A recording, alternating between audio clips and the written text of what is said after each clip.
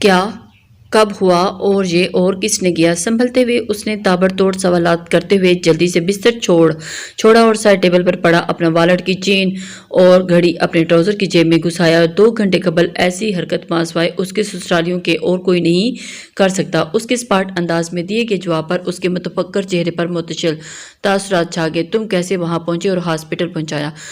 اپنے اسی حلیے میں ہی وہ اپنے بکھرے بالوں میں دوسرے ہاتھ کی انگلیاں پھیرتا دروازے کی سمت بڑھا تھا گاڑی پہ۔ دوسری جانب سے دیے گئے برجستہ مگر سڑے ہوئے جواب پر وہ بھنا ہوا اٹھا اور تبھی بنا کچھ کہے کال بند کر دیا۔ ایڈیٹ زیر لب اسے مہذب الفاظ سے نوازتے ہوئے وہ دل میں ڈھیروں پریشانی لیے باہر کی طرف بڑھ رہا تھا۔ رات کا نہ جانے کون سا پہر تھا جب ایک عجیب سے کھٹکے کی آواز پہ اس کی نیند بھاگ سے اڑی تھی۔ دل میں خوف جبکہ خوبصورت آنکھوں میں نیند کے رنگ لیے اس نے مدھم سی روشنی میں ارد گرد کے ماحول کا جائزہ لینا چاہا۔ جب ایک دفعہ پھر سے کھٹکا ہوا تو وہ ایک جھٹکے سے سیدھی ہو بیٹھی تھی۔ کون؟ صوفے پہ بیٹھے آنکھوں میں اس لیے اس کی چاروں اور نگاہ گہمائی اور بیڈ پہ نیم دراز ذوالنورین کو سامنے سائڈ ٹیبل کی جانب جھکے دیکھ اس کی نظر ٹھٹکی، لیکن اگلے ہی لمحے وہ سرد سے اپنی جگہ سے اٹھی۔ کیا ہوا؟ کچھ چاہیے کیا تمہیں؟ اس کے بیڈ کے نزدیک ٹھہرتے ہوئے اس نے گھبرائے ہوئے لہجے میں استفسار کیا تو رات کے آخری پہر غیر متوقع طور پر اس کی پکار سن کے ذوالنورین نے اپنی خوبصورت پلکیں اٹھا کر اسے دیکھا تو نگاہیں پل میں گویا اس کے محملی وجود کی رعنائیوں کے ساتھ جکڑ سی گئی تھی۔ نائٹ بلب کی مدھم سی زرکاری روشنی میں وہ ڈاکٹر ارتضیٰ کی نواسی کے بھجوائے گئے جدید تراش خراش کے کپڑوں میں اس وقت چاکلیٹ براؤن کلر کے دیدہ زیب لباس میں ملبوس تھی۔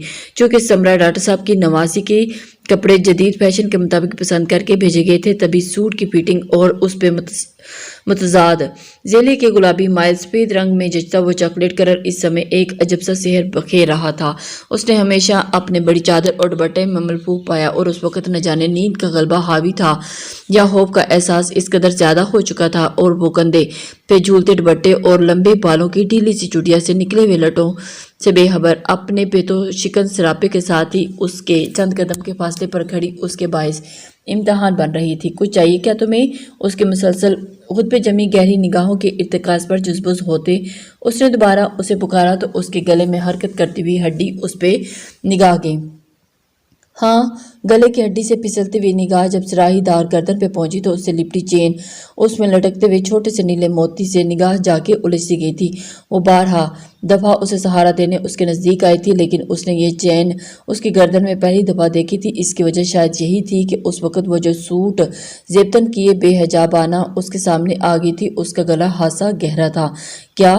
اس کی بولتی نگاہوں سے بے نیازی برتنے کی صحیح کرتے ہوئے اس نے سوالیہ انداز میں اس کی جانب دیکھا۔ وہ ہنوز اپنے لاپرواہ حلیے سے بے خبر و بے نیاز لگ رہی تھی۔ آپ؟ اس کے برجستہ یک لفظی جواب پہ اس کے نیند کے ہی وہ ہنڈولوں میں جھولتے ہوئے وجود کو حیرت کا زبردست جھٹکا لگا گیا تھا۔ جی؟ آنکھوں میں شدید حیرت میں بے یقینی سمائے وہ اب تک دیکھ رہی تھی۔ جواب ٹیبل لیمپ کا بٹن پریس کرتا ہوا کمرے میں روشن کر گیا تھا۔ اس میں اتنا حیران کیوں ہو رہی ہیں؟ آپ یہی کرنا چاہتی تھی نا؟ آپ بھی بے رحم انداز میں کہتے ہوئے اس نے حملہ کیا تو اس نے بلبلا کے اس کی جانب دیکھا جس کی روشن آنکھیں بتا رہی تھی کہ وہ ساری رات سویا نہ تھا۔ یہ کیا کہہ رہے ہیں آپ کو اندازہ بھی ہے کہ آپ کس طرح کی بات کر رہے ہیں؟ ارادہ بنانے اور عمل کرنے میں فرق ہوتا ہے۔ تصویر کا ایک رخ تم میرے کردار پر یوں حملہ نہیں کر سکتے۔ اور اس کی دی کی لفظی چوٹ پہ چیخ چٹک اٹھی اور اس کے ہونٹوں پہ ایک تمسخرانہ مسکان بکھر گئی۔ کردار تک تو میں ابھی پہنچا ہی نہیں ہوں ٹیچر صاحبہ، ابھی تو بات پہلی سیڑھی سے شروع کی ہے۔ اس کی لمحہ بے تاثر اور سرد رہنے والی خوبصورت آنکھیں اس پل نہ جانے کیوں بہت ہی رنگ سے جائے ہوئے تھی، اور شاید انہی رنگوں سے گھبراتے ہوئے اس نے لاشعوری طور پر اپنے سینے پہ ہاتھ پھیرا تو وہ دوپٹے کی غیر موجودگی محسوس کر کے اس کا دماغ پک سے اڑا۔ اسے اس لمحے ان آنکھوں کے بدلتے رنگ کی وجہ معلوم ہوئی تھی، تبھی اس نے فوراً کندھے پہ لٹکا دوپٹہ تھام کے سر پہ اوڑھنا چاہا۔ یہ تکلف دن کا وقت کر لیجیے گا جب آپ میری ٹیوٹر ہوں گی۔ رات کے اس پہر آپ میری بیوی بن کے مجھے بہکا سکتی ہیں۔ بھاری لہجہ، رات کی تاریکی، بولتی ہوئی خاموشی اور خوبصورت آنکھوں کے بدلتے رنگ اس پل اس سے مل کے بھی حملہ آور ہوئے تھے۔ اس نے اس کی بولتی آنکھوں کے ارتکاز سے گھبراتے کپکپاتے ہاتھوں کے ساتھ دوپٹہ سر پہ اوڑھ کے اپنے گرد اچھی طرح سے پھیلایا تو سیاہ آنکھوں کی چمک دگنی ہوگی۔ پانی پلائیں مجھے۔ دوپٹہ اوڑھنے کے بعد اس نے قدم واپس کو موڑنے چاہے تھے جب اس کی سنجیدہ پکار پہ اس کے قدم رکے تھے۔ اس نے پلٹ کے بے بسی سے سائڈ ٹیبل پر پڑی منرل واٹر کی بوتل اور گلاس دیکھا تو نپے تلے قدم اٹھاتی اس کے مزید نزدیک ہوئی تھی۔ یہ لو، اور اس نے گلاس بھر کر اس کی سمت بڑھایا تاکہ وہ نیم دراز تھا، اس لیے پانی خود پی سکتا تھا۔ میں آپ کو ایک کام سوما تھا مسز ابراہیم۔ وہ گلاس رکھ کے واپس پلٹ ہی رہی تھی جب اس نے سرت سے اس کے دوپٹے کا پلو تھام کے اسے روکا۔ اس کی بے ساختہ حرکت پہ ضلع کا دل پر پل کے لیے تھم سا گیا تھا۔ وہ ایک دم سے حیران ہوئی اور اس کی طرف دیکھنے لگی۔ اس کام کو کر دینے کے بعد کیا تم مجھے اس رشتے سے آزاد کر دو گی؟ چند لمحے سوچنے کے بعد بنا اس کی جانب مڑے اس نے گھٹی گھٹی سانس لیتے ہوئے مدھم لہجے میں استفسار کیا تو گویا کمرے میں خوفناک سا سناٹا چھا گیا۔ گھڑی کی ٹک ٹک کرتی سوئیاں اور رات کی خاموشی میں اس کی سانسوں کی منتشر عجب فسو تاریخ آ رہی تھی، اور اس فسو کو چند ثانیے بعد ذوالنورین کی سنبھلی ہوئی آواز نے توڑا۔ بالکل نہیں، وہ کام تو ڈگری مکمل کرنے کے بعد لے سونپا گیا تھا۔ وہ کام مکمل کریں اور اپنی ایک ڈیوٹی ختم کروائیں۔ بنا کسی لگی لپٹی کے وہ گویا ہوا تو اس کے دل میں امڑ آنے والے شدید اشتعال کو بمشکل ضبط کرتے ہوئے اس نے دوپٹے کا پلو اپنی طرف کھینچا کہ مقابل کی گرفت مضبوط ہوئی تھی۔ میرا دوپٹہ چھوڑو، اس نے سپاٹ لہجے میں اسے کہتے ہوئے دوبارہ سے پلو کھینچا، لیکن اگلے ہی لمحے گویا قیامت بن کے اس پہ ٹوٹا تھا۔ اس کی حرکت کے جواب میں اس نے پلو سمیت اس کی کلائی کو اچانک اپنی گرفت میں لیتے ہوئے اپنی طرف کھینچا تو وہ لچکیلی ڈھال کی مانند اس کے اوپر آن گری تھی۔ آہ! اس اچانک افتاد پہ اس کے ہونٹوں سے نکلنے والی چیخ بہت بے ساختہ تھی۔ اس اچانک افتاد کا ادراک کرتے ہوئے اس نے پھرتی سے اس کے اوپر اٹھنا چاہا، لیکن پلو تھامے ہاتھ نے فوراً کمر کی گرفت مضبوط کی تھی۔ تو زندگی میں پہلی دفعہ اس نے اس قدر نزدیک ایک جائز رشتے میں بندھے بھرپور مرد کے پرحدت لمس اس کا وجود جل اٹھا تھا، جبکہ دھڑکنیں اس کے لے بھول بیٹھی تھی۔ اگر اس رشتے سے آزاد ہونا چاہتی ہیں تو پہلے جو کام کہا ہے وہ مکمل کریں، لیکن تب تک۔ لیمپ کی سفید روشنی میں وہ اس کی ملائم چہرے پہ بکھرنے والی بہت سی رنگوں میں الجھی ناگواری، گھبراہٹ اور بے یقینی حیرت کا جائزہ لیتے ہوئے بول رہا تھا، جب ضلع کی پھٹی پھٹی آنکھیں اس کی آستین پہ لگے خون سے جا ٹکرائیں۔ یہ خون، وہ ہر شے فراموش کیے پریشانی میں بول رہی تھی، جب اسی آستین والے ہاتھ کا لمس اپنے بالوں میں محسوس کر کے اس کا دل دھک سے رہ گیا تھا۔ ایسی غیر متوقع اور انچاہی صورتحال اور غربت پہ اس کا دل چاہا کہ وہ پھوٹ پھوٹ کے رو دے، لیکن وہ رو نہیں سکتی تھی۔ اس وقت وہ کڑے امتحان سے گزر رہی تھی۔ چھوڑو مجھے پلیز، اس نے نم آنکھوں کے ساتھ التجائیہ انداز میں اس شخص سے منت کی جس کا آدھا وجود معذور تھا، لیکن پھر بھی اس کی گرفت کی مضبوطی قابل دید تھی۔ یہ آنسوؤں کے خطرناک ہتھیار مجھ پہ نہیں چلیں گے، بلکہ میں ان ساری ارادوں سے متعارف ہوں گا جو مجھ پہ آزما کے آپ مجھے پاگل کرنا چاہتی ہیں، اس لیے مینٹلی جسمانی طور پر تیار رہیں۔ مس ابراہیم، اسے اندازہ ہوا کہ وہ شخص زچ کر دینے کے نت نئے طریقوں سے بخوبی واقف تھا۔ وہ ان طریقوں کا آہستہ آہستہ استعمال کر کے اس کو نہ صرف جسمانی بلکہ ذہنی سزا سے بھی دوچار کرنا چاہتا تھا، اور یہ رہی اس کی پہلی جھلک۔ برف اور آگ کا ملاپ لیے لہجے میں کہتے ہوئے اسے سمجھنے یا سنبھلنے کا موقع دیے بغیر ہی جو ہاتھ اس کے بالوں میں رینگ رہا تھا ایک جھٹکے سے اس کے بالوں میں پھنسا کے اس کا چہرہ ہولے سے اوپر اٹھا کے اس کی گردن میں چہرہ چھپایا تو وہ سر تپا لرز اٹھی۔ اس نے بے ساختہ دونوں ہاتھوں کی مٹھیاں زور سے پینچے ہوئے اس کے سینے پہ مارتے ہوئے پرے ہونا چاہا تھا، لیکن وہ سکون سے اس کی گردن کے ساتھ لپٹی چین کو اپنے ہونٹوں کی گرم حدت سے مہکاتا ہوا اسے دیکھتے انگاروں کی نظر کر گیا تھا۔ ذوالنورین پلیز! اس کی بڑھتی ہوئی جسارت پہ گھبراتے ہوئے وہ چیخ اٹھی۔ تبھی اس نے اس کی گردن پہ چہرہ نکال کر اسے دیکھا جو سرخ چہرے، لرزتی پلکوں پہ اٹکے آنسوؤں اور کپکپاتے ہونٹوں کے ساتھ اس کی گرفت میں مکید اس پہ بکھری ہوئی تھی۔ اس کی حالت دیکھتے ہوئے اس نے کمر کے گرد اپنی گرفت ڈھیلی کی تو وہ بجلی کی سی رفتار سے اس کی دیکھتی گرفت سے نکلی اور بھاگنے کے سے انداز میں چلتی واش روم میں جا گھسی۔ بابا! واش روم کے بند دروازے کے ساتھ ٹیک لگاتے ہوئے اس نے بے ساختہ باپ کو یاد کیا، جب ایک جھلستی ہوئی گردن کو چلاتے ہوئے گویا اس نے بے مہر کے پہلے پرشدت استحقاق بھرے لمس کو مٹانے کی ناکام سعی میں مصروف ہو گئی تھی۔ یہ زرغام کی اس رات کی گئی گستاخی کے بعد شاید 10واں روز تھا جب سب کے بار بار بلانے اور آمنہ بیگم کے بار بار استفسار کرنے پر وہ ایک دفعہ پھر سے ملک ہاؤس کا گیٹ کراس کر رہی تھی، کیونکہ اس رات کی گئی زرغام کی حرکت نے اس کے دل میں جہاں اس کے لیے پیدا تنفر کو مزید ہوا دی تھی، وہیں اس کے دل میں اس کے حوالے سے ایک خوف سا بھی پیدا کر دیا تھا۔ تبھی وہ ملک منزل کے ڈرائیور کے ساتھ ہی کالج آتی جاتی رہی اور پیپرز کا بہانہ بنا کے ملک ہاؤس آنے سے گریز کیا گیا تھا، مگر اب اسے اطلاع ملی تھی کہ 3-4 دن سے گھر نہیں آیا تھا، اپنے کسی دوست کے پاس ہے۔ تبھی اس نے ہمت کر کے وہاں آنے کی کوشش کاری ڈالی تھی۔ ہاتھوں میں اپنے نوٹس لیے وہ بائیں کندھے پہ بیگ لٹکائے بلو ٹراؤزر کے ساتھ ہی مسٹر ڈیلوز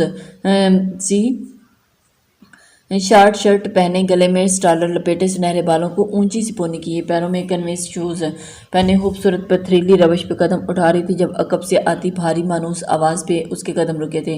السلام علیکم اینڈ مارننگ، اس کی آواز اس نے بے ساختہ پلٹ کے اسے دیکھا جو بلیک جاگنگ ڈریس میں ملبوس اس سے چند قدم کے فاصلے پہ موجود اسے ہی دیکھ رہا تھا۔ اسے دیکھتے ہی لاشعوری طور پر اسے اپنا رخسار جلتا ہوا محسوس ہوا اور اس نے بنا سوال کا جواب دیا چہرے کا رخ موڑتے ہوئے قدم اٹھائے۔ شیر اسلام کا جواب دیتے ہیں، اس کی سرزنش کرتی آواز پہ اس کا اٹھتا قدم وہیں تھم گیا۔ آپ کو کیوں دوں؟ اور اب اگر آپ نے مجھ سے مزید کوئی بات کی تو میں بڑے دادا کو بتا دوں گی کہ کچھ دن پہلے آپ نے میرے کمرے میں آ کر میرے ساتھ بدتمیزی کی ہے۔ گردن واپس اس کی جانب گھماتے ہوئے اس نے اکھڑ انداز میں خود سے زیادہ گفتگو کرنے سے روکتے ہوئے دھمکی دی تو اس کی دی گئی دھمکی پہ زرگام کھڑے کہ ہونٹوں پہ مسکان پھیلی تھی۔ مطلب آپ اپنے سسر سے اپنے شوہر کی خود کے ساتھ کی گئی بدتمیزی کی شکایت لگائیں گی؟ سیریسلی؟ لفظ بدتمیزی کو زور دیتے ہوئے اس نے بایاں ابرو اچکاتے ہوئے جس انداز سے سوال کیا تھا، شیرے کا چہرہ ہفت اور خجالت سے مزید تپنے لگا۔ بڑے دادا ہیں وہ میرے، خبردار، ان کے ساتھ میرا کوئی اور رشتہ جوڑنے کی ضرورت نہیں ہے، اور میں نہ صرف آپ کی بدتمیزی کا بتاؤں گی بلکہ یہ بھی بتاؤں گی کہ آپ نے نگاہ کی منگنی تڑوانے کے بعد اسے زبردستی شادی کی ہے، اور تو اور میرے کڈنیپ کے پیچھے بھی آپ کا ہی ہاتھ ہے۔ بنا اسے ڈرے ہوئے جب بولنے پہ آئی تو تلخ انداز میں بولتی چلے گی، جب اس کے ہر لفظ کے سامنے کھڑے زرگام کے چہرے پر گمبھیرتا بڑھتی چلے گی، جبکہ گردن اور ماتھے کی نمایاں رگیں اندرونی ہلپچار کو ظاہر کرنے لگی۔ یہ فضول بکواس کس نے کی ہے آپ سے؟ اس کے خاموش ہونے پہ اس نے بمشکل خود کو کنٹرول کرتے ہوئے سرد لہجے میں استفسار کیا تو اس کے اتنے پرسکون انداز پہ استفسار پہ وہ پھٹ پڑی۔ آپ کی کلوزٹ آپ کے کالے کارناموں سے بھری پڑی ہے، کاٹ دار لہجے میں کہتی وہ ایک متنفر نگاہ اس کے چہرے پہ ڈال کے اندر کی جانب بڑھی تھی، جبکہ وہیں اس کے کیے گئے دھماکے میں زد میں ششتر کھڑا اسی جگہ کو گو رہا تھا جہاں کچھ لمحے قبل وہ کھڑی تھی۔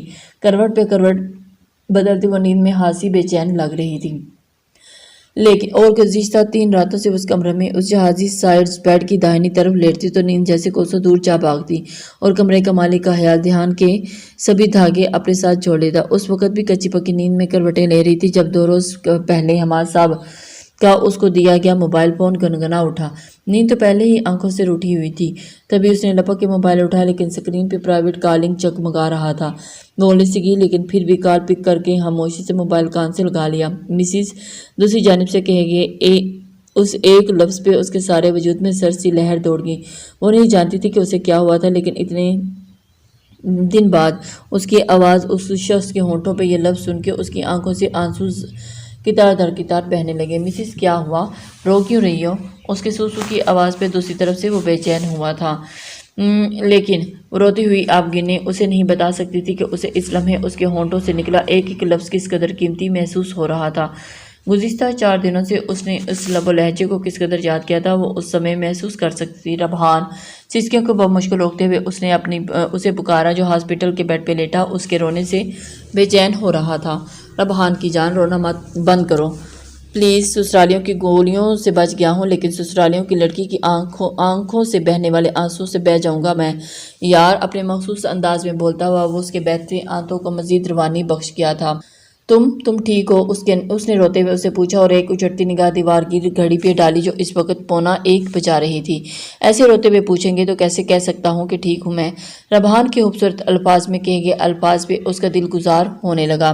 اس کی یہ باتیں اس پہ انکشاف ہوا تھا کہ وہ ان باتوں کی، اس کے خوبصورت لب و لہجے کے، اس کے لوپرانہ انداز کی بہت بری طرح سے عادی ہو رہی ہے، اور اس وقت وہ ہر طرح کے ممکنہ مسئلے سے درکنار ہو کے بھی بس اس وقت اس کی باتوں کو ہی سننا چاہتی تھی۔ اسے بس صحیح سلامت واپس یہاں اس کے اپنے کو بیچ دیکھنا چاہتی تھی۔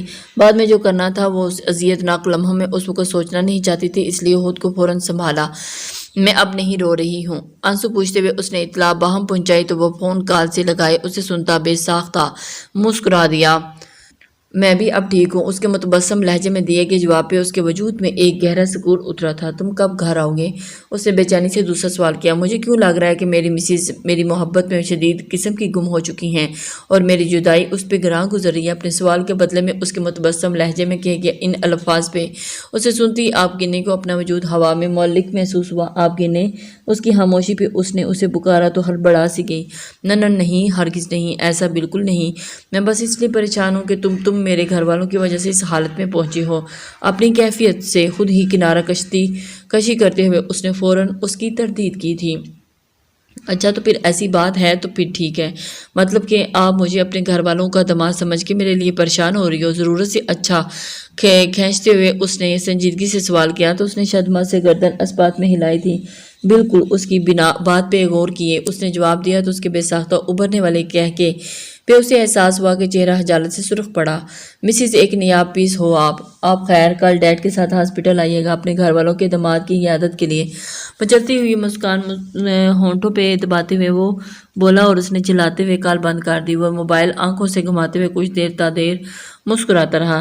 دوریا اتنا انتظار میں نے ناول میں اگلی قسط آنے کا نہیں کیا جتنا انتظار ہمیں اندیکھے لو کا کرنا پڑ رہا ہے، جو سب آپ گنے کے گھر میں آمد کے باعث آج 5 دن یونی آئے تھے اور وہ دوریا کے ساتھ اسی جگہ اکٹھے ہو کے برچمان تھے جہاں اس دن دوریا کو تلال ملا تھا، لیکن 2 گھنٹوں کے انتظار کے بعد بھی اس کی آمد نہ ہوئی تو سمل چلا اٹھی۔ اب اس میں اس کی کیا غلطی ہے ہوئی بھلا؟ ہم اتنے دنوں میں بعد جو آئے ہیں، جو مجھے جھوٹی اور بھوکی لڑکی سمجھ کے چلا گیا ہوگا۔ دوریا جو خود ہی اس کے انتظار سے زچ ہو چکی تھی چڑچڑانے والے انداز میں گویا ہے کیونکہ اسے اب اس شخص کی شکل بھی بھول رہی تھی، تبھی وہ پاگلوں کی طرح ہر آنے جانے والے مرد کو دیدے پھاڑ پھاڑ کے تک رہی تھی۔ بس کرو دوریا، یوں پاگلوں کی طرح لڑکوں کو گھورنا، نہ جانے کتنے لوگ تو زیر لب ہمیں سنا کے گئے ہیں کہ بھائی پاس بیٹھے ہیں اور بہنیں لڑکوں کو کتاڑ رہی ہیں۔ ہمدان نے اس کی آنکھوں کے سامنے ہاتھ لہراتے ہوئے شرارتی انداز میں اسے چھیڑا تو اس نے فوراً ایک دھموکہ اس کے کندھے پہ رسید کیا۔ یہ ایسے ہی ایک دھموکہ اب ان لوگوں کے منہ پہ مارنا جو لوگوں کو اب سنا کے گیا۔ سکون سے اب جواب دینے کے بعد واپس لڑکوں کو اتارنے میں مصروف ہو گئی تھی، جبکہ ان سب کی لڑائی میں لفظی جنگ کو بہت ملحوظ کن انداز میں ملاحظہ کرتا طلال جعفر ان لوگوں کے کچھ فاصلے پہ پڑے سنگی بینچ پہ ان لوگوں کی جانب رخ موڑے سیاہ جینس پہ بلو سویٹر پہنے ہوئے بیٹھا ہوا تھا اور زیبتن کیے ہوئے تھا، سر پہ کیپ جمائے، گلے میں مفلر لپیٹے، ہاتھوں میں چائے کا ڈسپوزیبل کپ لیے اس میں چسکیاں بھر رہا تھا۔ درے مکون بدر، پیسے اس لیے خرچ نہیں کیے تھے کہ واپسی پہ آپ کے پورے خاندان کا شکریہ حاصل کروں۔ یہ پیسے اور شکریہ تبھی وصولوں گا جب صرف اور صرف تم ہوگی اور میں ہوں گا۔ دل ہی دل میں اس سے مخاطب ہوتے ہوئے اس نے کپ سے چائے کا آخری گھونٹ بھرا اور اپنی جگہ سے اٹھ کھڑا ہوا۔ ایک آخری نظر دوریا اور اس کے گینگ پہ ڈال کے وہ پی کیب کے وہ مزید چہرے پہ چکا کے وہاں سے چل دیا۔ جب اس اجنبی دیو لوگ کے لا حاصل انتظار کے بعد وہ لوگ بھی اپنی کلاسز کی جانب بڑھ گئے تھے۔ ڈریسنگ مرر کے سامنے کھڑی وہ اپنے بال سلجھا رہی تھی جب نامحسوس سی دستک کے بعد دروازہ کھول کے اندر داخل ہوا۔ ڈریسنگ مرر میں اس نے دیکھا کہ جاگنگ سوٹ میں ملبوس اس کے چہرے کے ساتھ واپس نہیں لوٹا تھا جس چہرے کے ساتھ وہ جاگنگ کے لیے نکلا تھا۔ آپ ٹھیک ہے؟ جلدی سے بالوں کو کیچر میں جکڑے اس نے رخ اس کی جانب موڑا جو سپاٹ چہرے کے ساتھ کلوزٹ کی جانب بڑھ رہا تھا۔ فائن، مختصر سا جواب دے کے وہ بہت تیزی سے ہاتھوں کو حرکت دیتے ہوئے ہر شے کا بہت باریک بینی سے جائزہ لے رہا تھا جبکہ وہ اس کے چہرے کے سپاٹ تاثرات، باڈی لینگویج ایک نظر دوریا پہ ڈال کے اور اس کے گیم پہ ڈال ہوئے وہ بھی کیپ کو مزید چہرے پہ چکا کے وہاں سے چل دیا تھا جبکہ اس اجنبی دیے لو کے لا حاصل انتظار میں وہ بھی وہاں سے مڑ گیا۔ ڈریسنگ مرر کے سامنے کھڑی وہ اپنے بال سجھا رہی تھی جب محسوس سی دستک کے بعد وہ دروازہ کھول کے اندر داخل ہوا۔ ڈریسنگ مرر میں سے اس نے دیکھا کہ وہ جاگنگ سوٹ میں ملبوس اس چہرے کے ساتھ واپس نہیں لوٹا تھا جس کے ساتھ وہ جاگنگ کے لیے نکلا تھا۔ اب ٹھیک ہے، جلدی سے بالوں کو کیچر میں جکڑے اس نے رخ اس کی جانب موڑا جو سپاٹ چہرے کے ساتھ کلوزر کی جانب آ رہا تھا۔ فائن، مختصر سا جواب دے کے وہ بہت تیزی سے ہاتھوں کو حرکت دیتے ہوئے ہر شے کا بہت باریک بینی سے جائزہ لے رہا تھا جبکہ وہ اس کے چہرے کے سپاٹ تاثرات اور باڈی لینگویج سے سمجھ چکی تھی کہ حسب سابق وہ اس وقت اسی کیفیت کا شکار ہو چکا تھا جس میں کوئی بھی اسے اپنے قریب نہیں چاہیے تھا۔ کلوزٹ کے ڈراز کھولتے ہوئے نگاہ اس نے آگاہ کر گئی تھی ان کی چیزوں کے ساتھ چھیڑخانی کی گئی ہے اور یہ سب دیکھتے ہوئے اس کے ماتھے کی رگیں مزید پھولنے لگی تھی۔ ڈیم اٹ، تند ہی سے کہتے ہوئے اس کے جھٹکے سے دروازہ بند کیا اور واپس مڑا تھا۔ کیا ہوا، پریشان ہے؟ وہ اس کی حالت دیکھتے ہوئے بے چینی سے گویا ہوئی تھی اور نظر اٹھا کر اس کی جانب دیکھا جو اسی کی طرف متوجہ تھی۔ شہر جس دن آپ سے ملنے آئی تھی، ڈائیورس کے علاوہ کوئی اور بات کی تھی کیا؟ اس نے اس کے لہجے میں سنجیدگی وہ بھی شہر کے متعلق اسے تھوڑا خائف کر گئی تھی۔ نہیں، ڈائیورس کے کہنے کے بعد یہ کہا کہ اگر میں بھی اس کے جتنی ہمت کر لیتی تو آج یہ سب نہ دیکھنا پڑتا۔ اس کے کہے گئے الفاظ یوں کا توں اس کے سامنے دہرائے تو اس کے سامنے چہرے کی گمبھیرتا مزید بڑھ گئی جبکہ کنپٹی کی رگیں مزید پھڑکنے لگی۔ اس کی ہمت کی تو داد دینی پڑے گی۔ زیر لب بڑبڑاتے ہوئے فریش ہونے کی نیت سے واش روم کی جانب بڑھا تو نگاہ جلدی سے اس کے راستے میں آئی تو اس اچانک تصادم پہ اس نے توجہ اس کی جانب دیکھا ایک باہر دماغ خراب کر چکی ہے اور ایک کمرے کے اندر کرنے کے چکروں میں ہے۔ اب دونوں نے معاہدہ کیا ہوا ہے کہ ایک دن ایک جیسے انداز کے ساتھ مجھے سبق دینا ہے۔ لہجے میں بے پناہ سنجیدگی لیے لفظ لفظ کے طنز سے شیرے کو ڈبوئے ہوئے ٹھنڈے سے لہجے میں گویا ہوا تو نگاہ کا دماغ جیسے بھاگ سے اڑ رہا تھا۔ اسے پھٹی پھٹی نگاہوں سے اسے دیکھا جو نہ جانے کیوں اس قدر مرچیاں چبا رہا تھا، اس قدر ہائپر کیوں ہو رہے ہیں، کوئی پریشانی ہے تو شیئر کر سکتے ہیں، اسے تسلی امیز لہجے میں کہتے ہوئے اس کے بازوں پہ اتنا نازک ہاتھ دھرا کہ اس کی گہری سانس بھرے ہوئے ایک نظر اس کے ہاتھ پہ ڈالی تھی۔ شہریہ آپ کے انگیجمنٹ کے متعلق جان چکی ہے۔ اس کے سپاٹ آواز میں کیے گئے انکشاف پر چند پل کے لیے وہ بھی ششدر سی رہ گئی تھی۔ وہ کیسے اس کے متعلق جانتی ہے؟ چند لمحوں کے توقف کے بعد وہ سنبھلتے ہوئے گویا ہوئی، آئی ڈونٹ نو کیسے؟ میری لاپرواہی کی وجہ سے، میری کلوزر سے اس نے شاید کوئی کلو دیکھا ہے۔ اس کا لہجہ تاحال سنجیدگی سمیٹے ہوئے تھا۔ اب پھر اس نے پریشان نگاہوں سے اس کی جانب دیکھا۔ اب پھر یہ کہ آپ پریشان نہیں ہو، میں جانتا ہوں کہ مجھے اس کی اٹینشن کیسے ڈائیورٹ کرنی ہے اور اس کو چپ کیسے کروانا ہے۔ اسے پریشان دیکھ کے اس نے لہجے کو نسبتاً نرم کرتے ہوئے اسے تسلی دی اور اپنے بازوں پہ دھرے اس کے ہاتھ پہ ہولے سے تھپکی دی۔ وہ پھیکا سا مسکرا دی جبکہ اس کے سامنے سے ہٹ کر وہ واش روم کی جانب قدم اٹھانے لگا تھا۔ شہری کو زرگام اس میں دیر مت کرنا، یہ نہ ہو کہ غلط فہمیوں کی فصلیں ایک خوبصورت رشتے کی جڑیں کاٹ دیں۔ واش روم کی جانب بڑھتے ہوئے ایک قدم نگاہ کے مدہم دل سوز میں چھپے معنی کو سمجھ کے پل پل کے لیے تھمے تھے، لیکن اگلے ہی پل وہ سر جھٹکتے ہوئے واش روم میں گھس گیا۔ ہولے سے سیڑھیاں اترتے ہوئے آج ایک دفعہ پھر سے راہداری اس کی جانب مڑی تھی جہاں اسے امید تھی کہ وہ اسے مل جائیں گی، اور اب چونکہ اس گھر کی مالکن تھی اس لیے اس دفعہ اس سے کوئی استفسار بھی نہ کر سکا۔ ہولے ہولے قدم اٹھاتی اور اب کے آگے کو بڑھتے ہوئے اپنی کلائیوں میں ضرورین کی میڈیسن لے کے سو جانے کے بعد پہنی ہوئی چوڑیوں کو ہولے سے چھنکانے لگی تھی۔ رات کو کی گئی ضرورین کی بے باک پرشدت گستاخیوں نے اس قدر خوفزدہ کر دیا تھا کہ وہ اب پلک چپکنے میں اس کی شرائط مکمل کر کے یہاں سے نکلنا چاہتی تھی۔ اسی وجہ سے وہ اب بیک سائڈ پہ آئی تھی۔ وہ چھڑیاں کھنکھناتی آگے بڑھ رہی تھی جب اسی دن والے کمرے سے اسے آج بھی آواز سنائی دی تھی۔ اس کا دل زوروں سے دھڑک اٹھا، کیا وہی ہے؟ دل و دماغ میں ادھم مچاتے ہوئے اس سوال کو سوچتی وہ اس کمرے کے بند دروازے کی جانب بڑھی تو دل کی دھڑکنیں اپنی ترتیب فراموش کرنے لگی۔ بند دروازے کو ہولے سے وا کرتے ہوئے اس نے ایک قدم اندر رکھ کے جب پہلی نگاہ کمرے میں دوڑائی تو گویا جامن سی ہوگی۔ اس قدر مکمل حسن اور اس قدر جاذبیت اور ملاحت، شہد رنگ خوبصورت آنکھیں اور اس وقت حالی حالی انداز میں اسے تک رہی تھی، اسے بے ساختہ اوپر بند کمرے میں ہپا سے بیٹھے مرد کی یادیں دلا گئیں۔ اس قدر مماثلت اور اس قدر خوبصورت، وہ جیسے اتنا مکمل حسن دیکھ کے دنگ رہ گئی تھی، لیکن اس مکمل حسن کے ساتھ اسے جس چیز نے ساکت کیا تھا وہ تھا اس راپہ حسن کے پیروں کا لوہے کی زنجیر میں مقید ہونا، اور شاید یہی قید اس خوبصورت چہرے کی شدابی میں نچوڑ کے لے گئی تھی۔ خود کو ہمت کے ڈھیروں اور درس دیتی وہ آگے بڑھی تو اس کے ہاتھوں میں پہنی چوڑیاں اس کے قدموں کی حرکت کے ساتھ ہی کھنک اٹھی تھیں، اور اس نے واضح دیکھا کہ اس کھنک کے ساتھ اس شاید رنگ آنکھوں میں حالی پن لہجے بھر میں خوشنما رنگ دوڑ جاتا تھا۔ آپ وہ سمجھ نہ سکی کہ وہ اس سے کیا پوچھے یا انہیں اپنے متعلق کیا بتائے۔ اس کے بولنے پہ انہوں نے ہولے سے کپکپاتا ہوا ہاتھ اس کی جانب بڑھایا تو وہ ٹھٹکی، لیکن جب ان کی توجہ پہ محو چوڑیوں کو پایا تو آہستہ سے ہاتھ آگے بڑھایا۔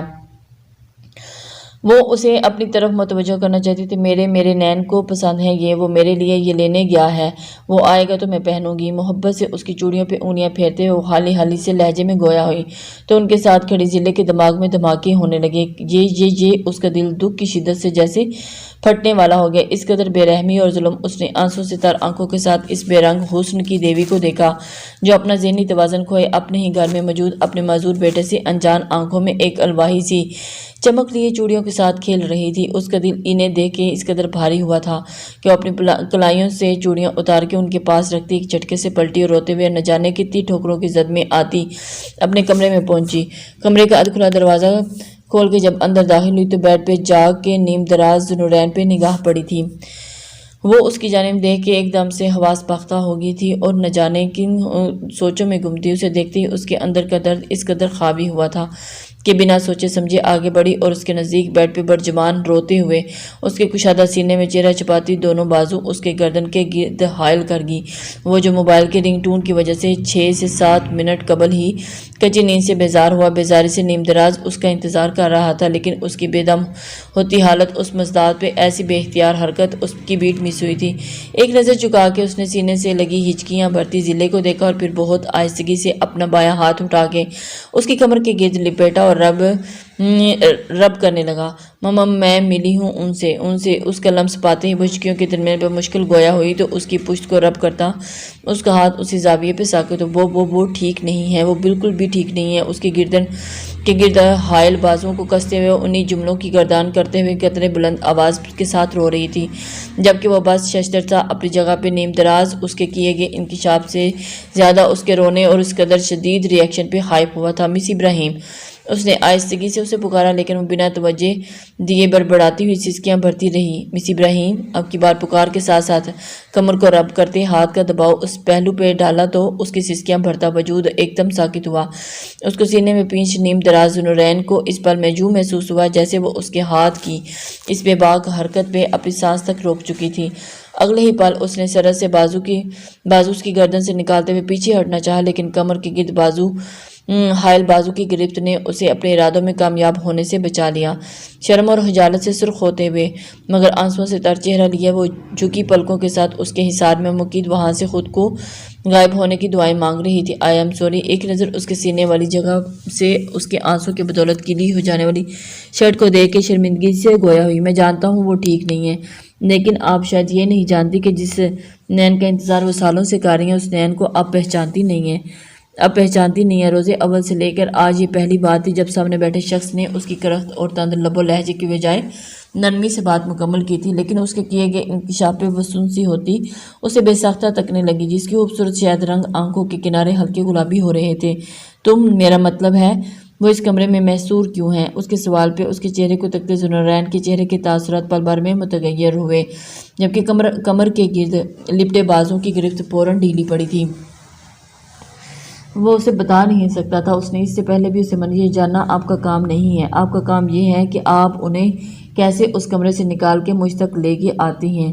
اس کے چہرے کی نرمی واپس اسی طنز میں ہی تبدیل ہوئی تو اسے جیسے ہوش آیا۔ وہ فوراً گڑبڑاتی ہوئی اپنی جگہ سے اٹھنے لگی جب اس نے اس کے دوپٹے کے پلو کو حسب سابق اپنی گرفت میں لے کے واپس بیٹھنے پر مجبور کر دیا۔